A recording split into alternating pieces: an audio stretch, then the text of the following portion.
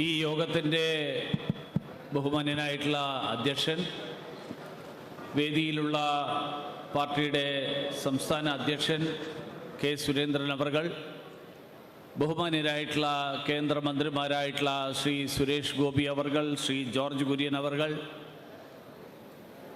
വേദിയിലുള്ള ഭാരതീയ ജനതാ പാർട്ടിയുടെയും BDJS ഉൾപ്പെടെയുള്ള ഘടകകക്ഷികളുടെയും നേതാക്കന്മാരെ, സുഹൃത്തുക്കളെ, സഹോദരി സഹോദരന്മാരെ, സഹപ്രവർത്തകരെ, മാധ്യമപ്രവർത്തകരെ, എല്ലാവർക്കും നമസ്കാരം. മൂന്നാം നരേന്ദ്രമോദി സർക്കാരിൻ്റെ ഭാഗമാകാൻ കഴിഞ്ഞ ശ്രീ സുരേഷ് ഗോപിക്കും ശ്രീ ജോർജ് കുര്യനും ആദ്യമായി ഞാൻ അഭിനന്ദനങ്ങളും ആശംസകളും നേരുകയാണ്. 10 വർഷക്കാലത്തെ സദ്ഭരണത്തിൻ്റെ തുടർച്ച, ആ തുടർച്ചയ്ക്ക് വേണ്ടിയാണ് ഈ രാജ്യത്തെ ജനങ്ങൾ മൂന്നാം തവണയും പ്രധാനമന്ത്രി ശ്രീ നരേന്ദ്രമോദിജിയെ 60 വർഷക്കാലത്തിന് ശേഷം ഒരു പ്രധാനമന്ത്രി മൂന്നാം തവണ തുടർച്ചയായി സത്യപ്രതിജ്ഞ ചെയ്ത് അധികാരമേറ്റെടുക്കുന്ന ചരിത്രമുഹൂർത്തം, ആ ചരിത്രമുഹൂർത്തത്തിൻ്റെ ഭാഗമായിട്ട് ശ്രീ നരേന്ദ്രമോദിജി വീണ്ടും അധികാരത്തിലെത്തിയിട്ടുള്ളത്.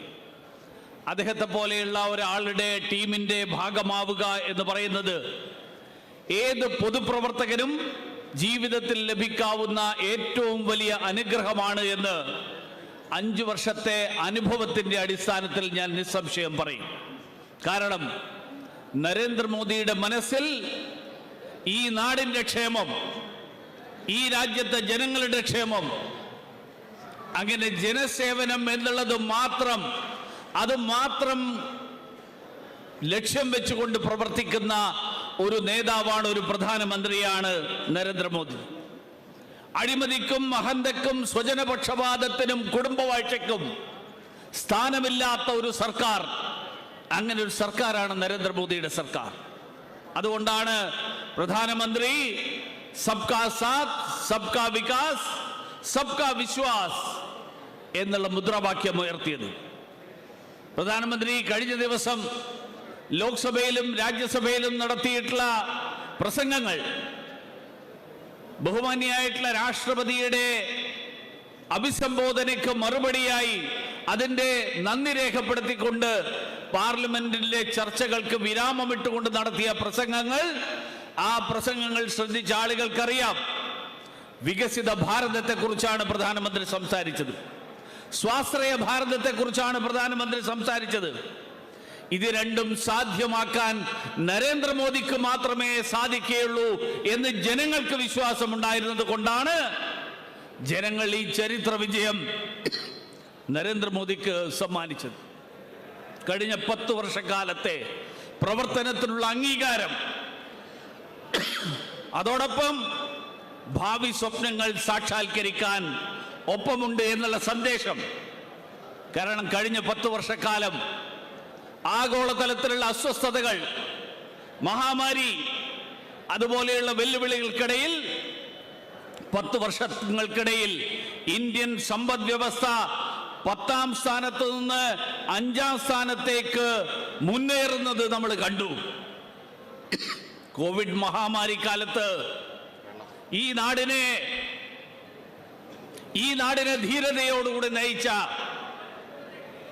ഒരു സേനാധിപന്റെ, ഒരു പടത്തലവന്റെ സൈന്യത്തിലെ അംഗമായി രാജ്യക്ഷേമത്തിന് വേണ്ടിയിട്ടുള്ള പോരാട്ടത്തിൽ പങ്കാളിയാകാൻ കഴിഞ്ഞു എന്നുള്ളത് തീർച്ചയായിട്ടും എന്നെ സംബന്ധിച്ചിടത്തോളം ജീവിതകാലം മുഴുവൻ അഭിമാനം നൽകുന്ന ഒരു കാര്യമാണ്. നരേന്ദ്രമോദിയുടെ നേതൃപാടവത്തിന്റെ ഗുണഫലങ്ങൾ ഏറ്റവും അധികം അനുഭവിച്ചിട്ടുള്ള ജനതയാണ് മലയാളികൾ.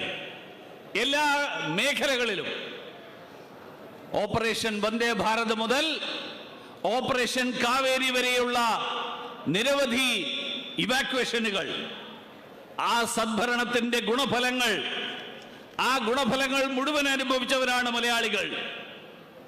അതുകൊണ്ടാണ് ഈ കഴിഞ്ഞ തെരഞ്ഞെടുപ്പിൽ എനിക്ക് കെട്ടിവെക്കാനുള്ള കാശ്, ആ കാശ് തന്നത് അങ്ങനെ ഉക്രൈനിൽ നിന്ന് രക്ഷപ്പെട്ടു വന്ന കുട്ടികളാണ്. അത് വി മുരളീധരനുള്ള കാശല്ല, അത് നരേന്ദ്രമോദിക്കുള്ള അംഗീകാരമായിരുന്നു. മഹാമാരിയിൽ ഇന്ത്യ പട്ടിണി കിടന്ന് ഇന്ത്യയിൽ പട്ടിണി മരണങ്ങൾ ഉണ്ടാകുമെന്ന് പ്രവചിച്ചവർക്ക് മറുപടിയായി 80 കോടി ജനങ്ങൾക്ക് സൗജന്യമായി ഭക്ഷ്യധാന്യങ്ങൾ നൽകി. ആ റേഷൻ കിറ്റ് വാങ്ങി സ്വന്തം പടം അച്ചടിച്ച് അത് കേരളത്തിലെ ജനങ്ങൾക്ക് വിതരണം ചെയ്ത ചില ആളുകളുണ്ട്. നമുക്കെല്ലാവർക്കും അറിയാം. ജനങ്ങൾ ഇന്നത് തിരിച്ചറിഞ്ഞിരിക്കുന്നു. കാർഷിക മേഖലയായിട്ടുള്ള ഈ പാലക്കാട് നിൽക്കുമ്പോൾ അഭിമാനത്തോടു കൂടി പറയട്ടെ, വളങ്ങളുടെ സബ്സിഡിയായിട്ട് 12 ലക്ഷം കോടി രൂപ പാവപ്പെട്ട കർഷകർക്ക് നരേന്ദ്രമോദി സർക്കാർ അനുവദിച്ചത് ഈ രാജ്യം സ്വാതന്ത്ര്യം നേടിയതിനു ശേഷമുള്ള ഏറ്റവും വലിയ തുകയാണ്. നെല്ലിനടക്കം മിനിമം താങ്ങുവിലയിൽ റെക്കോർഡ് വർധനവ് പ്രഖ്യാപിച്ചു. സ്ത്രീകളുടെ ആരോഗ്യവും ശുചിത്വവും ക്ഷേമവും ഉൾപ്പെടെയുള്ള കാര്യങ്ങളിൽ മുൻഗണന നൽകി. പാചകവാതകം തൊട്ട് സാനിറ്ററി പാഡ് വരെ എല്ലാവർക്കും ലഭ്യമാക്കി. ഇതെല്ലാം കേരളത്തിലെ ജനങ്ങൾക്ക് ബോധ്യമായി.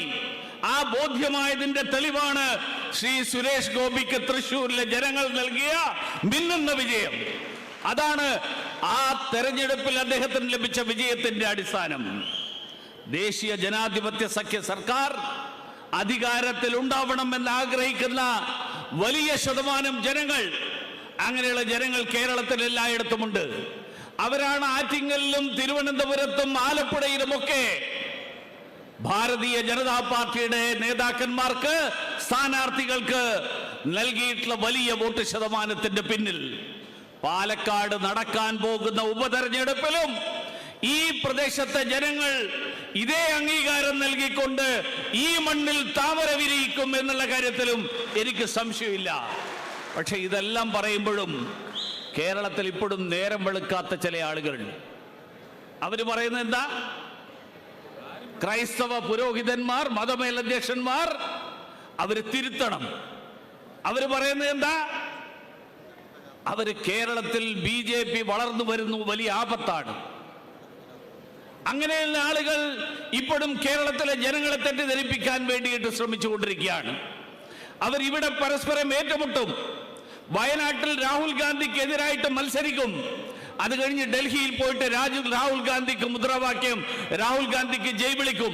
നമ്മൾ കഴിഞ്ഞ ദിവസം കണ്ടതാണ് പാർലമെന്റിൽ രാഹുൽ ഗാന്ധി ആരെയൊക്കെയാ നിർബന്ധിച്ച് സഭയുടെ നടുത്തളത്തിലേക്ക് ഇറക്കി വിടുന്നത്. ഇവിടെ നിന്ന് രാഹുൽ ഗാന്ധിക്ക് എതിരായിട്ട് മുദ്രാവാക്യം വിളിച്ചവരടക്കമുള്ള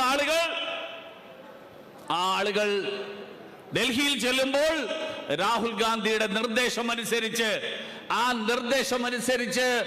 പാർലമെന്റിൽ നരേന്ദ്രമോദിക്കെതിരായിട്ട് ബഹളം വെക്കാൻ, നരേന്ദ്രമോദിക്ക് എതിരായിട്ട് മുദ്രാവാക്യം വിളിക്കാൻ ഒരുമിച്ച് വരുന്നത് നമ്മൾ കണ്ടു. ഈ തെരഞ്ഞെടുപ്പിന് മുൻപ് നിങ്ങൾ എല്ലാവരും കണ്ടു. 1.5 കോടിയുടെ ബസ്സിൽ ഈ നാട് മുഴുവൻ ഊരുതണ്ടി ജനങ്ങളോട് കേന്ദ്രം നമ്മളെ ഞെരുക്കുന്നു എന്ന് പ്രചരിപ്പിക്കാൻ ശ്രമിച്ച കേരളത്തിലെ മുഖ്യമന്ത്രി, അദ്ദേഹത്തിന്റെ പ്രവർത്തനങ്ങൾ നമ്മൾ കണ്ടു. 1.5 കോടിയുടെ ബസ്സിൽ. കാരണം 600 രൂപ പെൻഷൻ കൊടുക്കാനില്ലാത്ത ആള് 50 ലക്ഷം രൂപ ചെലവഴിച്ച് കേരളീയത്തിന് ലൈറ്റ് ഇടും. 1.5 കോടി ചെലവഴിച്ച് ബസ്സിൽ ഊരു ചുറ്റും. കൊച്ചുമകൻ അവധിക്കാലത്ത് യൂറോപ്പിൽ ടൂർ നടത്തും. നീന്തൽ പഠിക്കാൻ വേണ്ടിയിട്ട് പുതിയ നീന്തൽ കുളം പണിയും മുഖ്യമന്ത്രിയുടെ വീട്ടിൽ. മുഖ്യമന്ത്രിയുടെ മകൾക്ക് ഒരു കമ്പനിയിൽ നിന്ന് മാത്രം 1.25 കോടി രൂപ നൽകുന്ന സാഹചര്യം ഉണ്ടാക്കും. ഇതെല്ലാം ഇപ്പോഴും കേരളത്തിൽ നടന്നുകൊണ്ടിരിക്കുകയാണ്. അതിന്റെ തുടർച്ച നടന്നുകൊണ്ടിരിക്കുകയാണ്. ധനകാര്യ കമ്മീഷന്റെ മാനദണ്ഡം അനുസരിച്ചിട്ടുള്ള തുക കേരളത്തിലെ ജനങ്ങൾക്ക് കിട്ടുന്നു എന്നുള്ളത് കണക്കുകൾ സഹിതം നമ്മൾ ജനങ്ങളെ ബോധ്യപ്പെടുത്തി. വരും നാളുകളിലും ഈ അവിശുദ്ധ കൂട്ടുകെട്ടിനെതിരായിട്ടുള്ള പോരാട്ടം, ആ പോരാട്ടം നമ്മുടെ തുടരേണ്ടതുണ്ട്. ശ്രീ സുരേഷ് ഗോപിയുടെ വിജയം, പ്രധാനമന്ത്രി കേരളത്തിന് നൽകിയിട്ടുള്ള 2 മന്ത്രിസ്ഥാനങ്ങൾ, ഈ 2 മന്ത്രിസ്ഥാനങ്ങൾ കേരളത്തിലെ ജനങ്ങൾ ഈ സർക്കാരിനോടൊപ്പമാണ്, നരേന്ദ്രമോദിയോടൊപ്പമാണ് എന്ന് തെളിയിക്കാനുള്ള അവസരം കൂടിയാണ് വരാനിരിക്കുന്ന തെരഞ്ഞെടുപ്പുകൾ. ഭാരതത്തിന്റെ സമ്പദ് വ്യവസ്ഥ, ഞാൻ നേരത്തെ പറഞ്ഞു, 10 വർഷക്കാലത്തിനിടയിൽ 11ാം സ്ഥാനത്ത് നിന്ന് 5ാം സ്ഥാനത്തെത്തി. പ്രധാനമന്ത്രി കഴിഞ്ഞ ദിവസത്തെ രാജ്യസഭയിലെ പ്രസംഗത്തിൽ അദ്ദേഹം പറഞ്ഞു 10 വർഷക്കാലം കണ്ടത് അത് ട്രെയിലറാണ്, ഇനി വരാൻ പോകുന്നതാണ് യഥാർത്ഥത്തിൽ നടക്കാൻ പോകുന്ന ഈ നാടിന് മാറ്റമുണ്ടാക്കാൻ വേണ്ടിയിട്ടുള്ള പ്രവർത്തനം. ഇന്ത്യൻ സമ്പദ് വ്യവസ്ഥയെ 5ാം സ്ഥാനത്ത് നിന്ന് 3ാം സ്ഥാനത്ത് എത്തിക്കുക എന്നുള്ള വലിയ ദൗത്യം, ഇന്ത്യയെ വികസിത രാഷ്ട്രമാക്കുക എന്നുള്ള വലിയ ലക്ഷ്യം, ആ ദൗത്യത്തിൽ പ്രധാനമന്ത്രിയുടെ കരങ്ങൾക്ക് കരുത്തു പകരാൻ നമ്മുടെ 2 മന്ത്രിമാർക്കും സാധിക്കട്ടെ. അതിനായിട്ട് ഈശ്വരൻ അവരെ അനുഗ്രഹിക്കട്ടെ എന്ന് ആശംസിച്ചുകൊണ്ട് ഞാൻ എൻ്റെ വാക്കുകൾ അവസാനിപ്പിക്കുന്നു. എല്ലാവർക്കും നമസ്കാരം.